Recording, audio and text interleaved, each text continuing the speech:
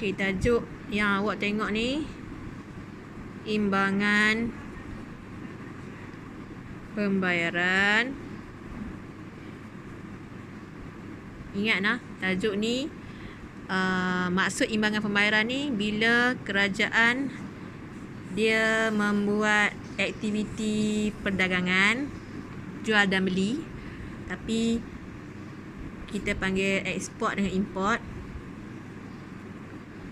Okey, eksport ni terima duit ke ataupun bayar duit? Terima duit sebab kita jual kan. Terima duit ataupun terima wang kan. Import ni kita bayar wang. Kerajaan terima wang dan kerajaan bayar wang. Kena rekod tak? Okey, bila kita rekod dengan sistematik tak? Bila kita rekod dengan sistematik, kita rekod tentang apa? Kita rekod apa? Imbangan pembayaran. Bukan. Benda apa yang kerajaan rekod? Kerajaan rekod tentang penerimaan wang, kan? Duit yang dia terima tu, bila dia eksport kan dia terima wang, so dia rekod. Lepas tu dia rekod juga pembayaran wang. Sebab bila dia import dia kena bayar kan. So benda-benda ni, terima wang, bayar wang, kena rekod dalam sistematik. Rekod tu lah kita panggil imbangan pembayaran. Okey. Okey, tengoklah. Dalam imbangan pembayaran dia ada 3 akaun utama. 3 akaun utama. Walaupun 3 akaun utama, akaun yang saya tulis balik. Dalam imbangan pembayaran tadi ni, yang you record tadi ni, ada 3 akaun utama. Akaun semasa, akaun modal, lepas tu akaun kewangan. Akaun kewangan ni dia beritahu semua tentang pelaburan lah. Kalau you tengok buku teks ni, yang ni lah, pasal pelaburan langsung, pelaburan portfolio, pelaburan lain dan derivatif tu. Tapi ambil tahu saja, dia ajar tapi tak detail. Maksudnya yang untuk SPM yang lebih detail kena tahu pasal akaun semasa. This one ambil tahu sahaja sebagai akaun utama dalam imbangan pembayaran. Akaun modal pula, akaun yang rekod semua modal dan aset lah.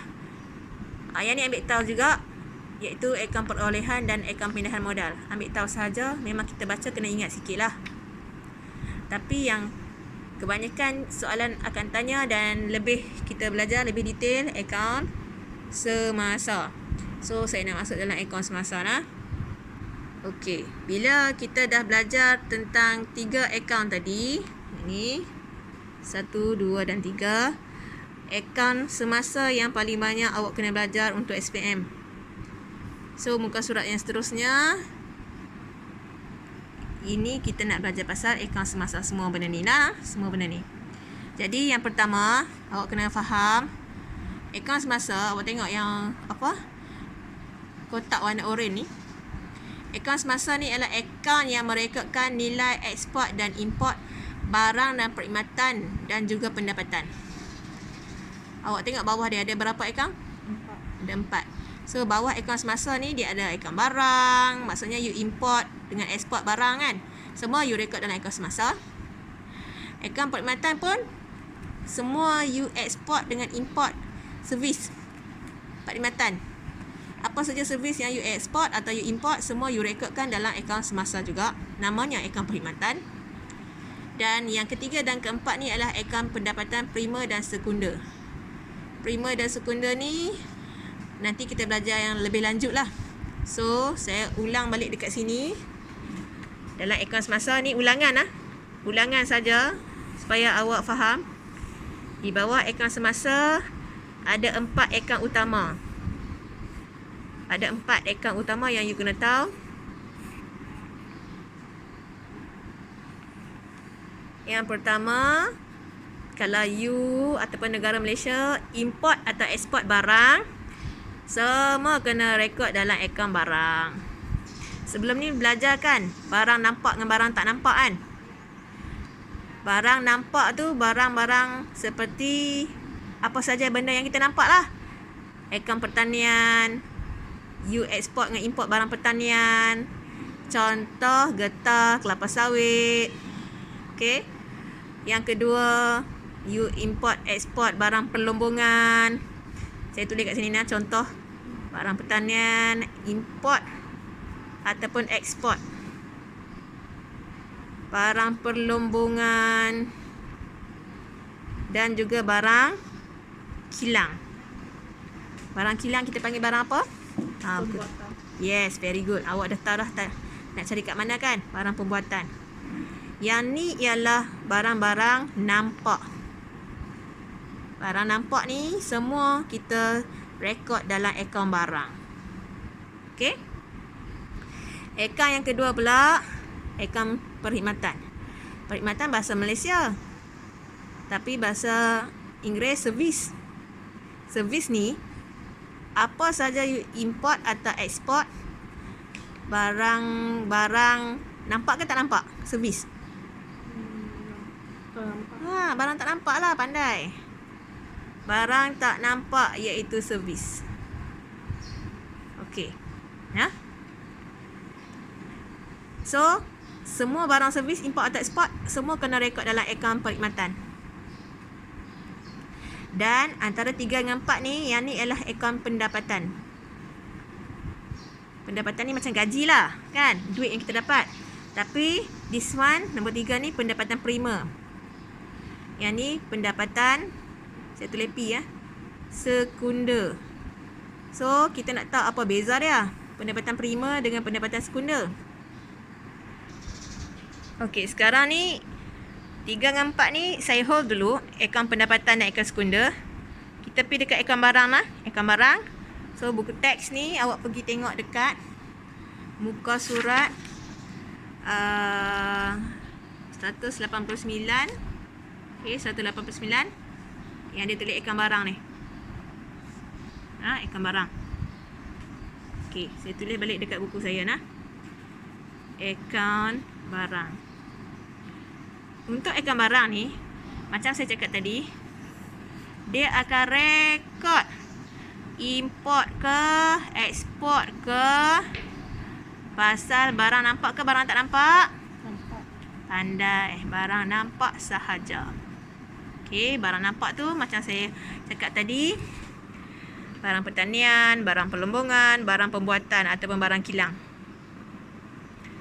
Okey, kemudian bila kita sebut tentang akaun barang, dia ada formula, iaitu kalau nilai ekspor, nilai awak ekspor banyak ke sikit, awak tolak dengan nilai import sama ada banyak ataupun sikit. Dan import apa? Barang nampak. Ekspor apa? Barang nampak kan? Formulanya kita panggil imbangan dagangan. Formulanya kita panggil imbangan dagangan. Contoh, kalau nilai barang ekspor tersebut, katalah ekspor, jumlahkan semua barang ekspor Malaysia, nilainya 7 juta. Lepas tu, nilai import pula campur-campur. Okey. Barang nampak tadi contoh nilainya, nilai ekspor barang nampak ialah 7 juta. Nilai import barang nampak contohnya 6 juta. So, tolak saja 7 tolak 6 sama dengan 1 juta. 1 juta ni lah imbangan dagangan. Okey. Nilai ekspor barang nampak, tolak nilai import barang nampak. Benda-benda barang dagangan ni ialah di dalam akaun barang. So, namanya imbangan dagangan. Yang tu you kena tahu dulu. Okey. Tadi kita dah tolak dah kan? 7 tolak 6 sama dengan 1 juta kan? Dia jadi negatif tak? Positif. Okey, awak kena tengok sini nah. Jika nilai ekspor lebih besar berbanding dengan nilai import, contoh macam ni lah. Ekspor lebih banyak 7 juta, berbanding dengan nilai import 6 juta sikit kan. So ekspor lebih besar daripada import kan. Awak punya hasil tolak akan dapat nilai yang positif. Kita panggil dekat sini imbangan dagangan lebihan. Dia jadi macam ni. Sebab nilai ekspor lebih berat, lebih banyak berbanding dengan nilai import. So imbangan dagangan lebihan namanya. Tapi kalaulah nilai import pula lebih banyak berbanding dengan nilai ekspor. Contohnya ekspor 7 juta, import 7 juta, yang ni ekspor 6 juta. Import pula lebih banyak daripada nilai ekspor. So dia jadi apa? Lebihan, seimbang, defisit. Defisit lah sebab ekspor, import dia lebih berat berbanding dengan ekspor. Nilai duit keluar negara kita lebih banyak berbanding dengan duit yang masuk. Jadi yang ni kalau dia tanya yang ni imbangan dagangan apa? Defisit lah. Imbangan dagangan tu kita tahu dah, barang nampak. Dan kalau ekspor lebih banyak, kita panggil imbangan dagangan defisit. Tetapi kalau imbangan ekspor, nilai ekspor lebih kurang sama dengan nilai ekspor, so dia masih imbangan dagangan juga, tapi kita panggil imbangan dagangan seimbang. Very good, kan susah pun. So this one seimbang. Akaun semasa yang kedua tadi saya ajar ialah akaun perkhidmatan. Akaun perkhidmatan ni semua benda yang kerajaan rekod, sama ada ekspor dan import. Barang nampak ke tak nampak? Akaun perkhidmatan sayang. Barang tak nampak. Barang tak nampak ni servis lah. Barang tak nampak. Jadi sama juga cara dia macam yang di atas. Kalau ekspor lebih banyak banding import, kalau import lebih banyak banding dengan ekspor, dan kalau sama kan, kalau sama ni dia ada juga lebihan, defisit dengan seimbang. Tetapi barang tak nampak ni kita tak panggil imbangan dagangan. Kita panggil nama dia, yang ni you kena hafal sikit. Imbangan perkhidmatan. Ni formula dia, imbangan perkhidmatan. So you tengok dekat buku teks awak ni kan. Imbangan perkhidmatan yang warna ungu tu. Imbangan perkhidmatan sama dengan jumlah nilai ekspor barang tak nampak tolak jumlah nilai import barang tak nampak. Sama aja. So you hanya tahu contoh-contoh servis apa. Servis apa sajalah yang menggunakan servis. Servis perjalanan ke, pengangkutan ke, servis kewangan ke. Apa saja servis lah yang namanya servis. Pembinaan ke, insurans ke, itu ialah servis. So itu ialah barang tak nampak. Jadi kena rekod dalam akaun semasa, iaitu akaun perkhidmatan. Namanya imbangan perkhidmatan. Dia tak panggil imbangan dagangan. Imbangan dagangan untuk barang nampak. Imbangan perkhidmatan untuk barang nampak. Very good. Okey, imbangan yang ketiga yang saya kata hold tadi, iaitu akaun yang ketiga, akaun perdagangan. Akaun perdagangan dia ada dua.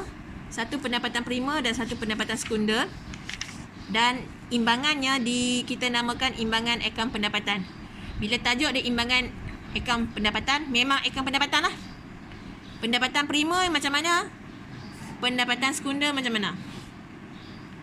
Okey, awak tengok sini lah. Pendapatan prima ni contoh awak buat kerja. Buatlah kerja apapun. Sama ada awak bekerja kat sana ataupun awak simpan duit kat sana. Simpan duit ataupun melabur dekat sana. Kalau kerja dapat apa? Gaji, upah. Kalau simpan dekat sana untung kan, dapat untung kan. Sama juga melabur dekat sana, kadang-kadang dapat untung, kadang-kadang dapat dividen dan sebagainya. Maksudnya you kena buat kerja dulu baru dapat benda ni kan. Benda-benda inilah gaji, untung, dividen dan sebagainya, itulah kita namakan keuntungan prima. Tapi bukan keuntungan prima, pendapatan prima. Silap sebut. Yang kedua ni pendapatan juga, tapi pendapatan sekunder. Iaitu you tak buat kerja apa-apa, you duduk saja-saja syok-syok, tiba-tiba you dapat duit, beasiswa ke, derma ke, bantuan ke. Yang ni ialah pendapatan sekunder. Understand? Okey, jom kita cuba buat latihan nak bagi faham. Awak tengok, seorang pelajar Malaysia melanjutkan pelajaran di Taiwan. Dia pergi Taiwan, dia study dekat sana. So dia beli, dia dapat duit ke dia bayar duit? Bayar. Dia bayar duit lah, walaupun dia pergi dekat Taiwan, dia bayar duit sebab dia kena bayar servis dekat Taiwan. Dia kena bayar yuran dekat Taiwan. So dia bayar. Bila bayar, import ke ekspor? Import lah. Import kan beli. Beli perkhidmatan. Ingat ah. Beli perkhidmatan. Bila beli perkhidmatan, barang nampak ke barang tak nampak? Tak nampak. Jadi jawapan dia apa? Bahagian A tu. Keempat dia. Import tak nampak. Very good. Betul. Dan dia bila import tak nampak, bayar kan? Dia meningkatkan defisit akaun semasa ke dia mengurangkan defisit akaun semasa? Meningkat. Very good. Dia meningkatkan defisit akaun semasa. Sebab dia meningkatkan import, memang akan jadi defisit lah akaun semasa. Okey, bila faham yang tu, saya rasa yang lain pun you boleh faham. Nombor 2. Susu pasar raya besar. Pasar raya besar Malaysia beli susu segar dari New Zealand. Dia beli susu, nampak ke tak nampak? Nampak. Nampak. So, import ke ekspor? Import. Import nampak, very good. Meningkatkan defisit atau mengurangkan defisit? Meningkat. Meningkat defisit lah sebab Dia import. dia bayar duit, keluar duit. Dia import, dia keluar duit. Ada jawapan dekat situ pun, kena bagi faham lah. Okey, yang ketiga, restoran Amerika Syarikat beli minyak. Bila beli minyak daripada Malaysia, minyak tu barang nampak ke barang tak nampak? Nampak. Barang nampak. So, kita ni ekspor ke import? Ekspor. Ekspor. So, jawapan dia ekspor. 6. Nampak. Ekspor nampak. Ekspor nampak. Kita terima duit ke bayar duit? Terima. Terima duit meningkatkan atau mengurangkan defisit? Mengurangkan. Very good. Next. Firma perkapalan insurankan kapalnya dengan firma insurans di Britain. Maksudnya Malaysia beli insurans Britain. Betul? Maksudnya Malaysia import ke ekspor? Ekspor. Import ke ekspor?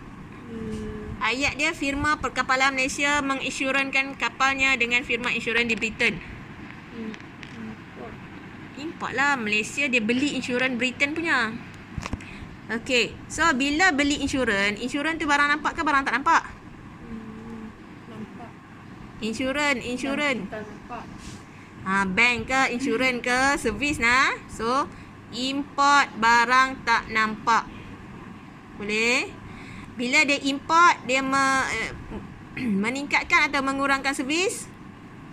Meningkatkan. Meningkatkan defisit. Okey? Meningkatkan defisit tu maksudnya meningkatkan hutang negara lah.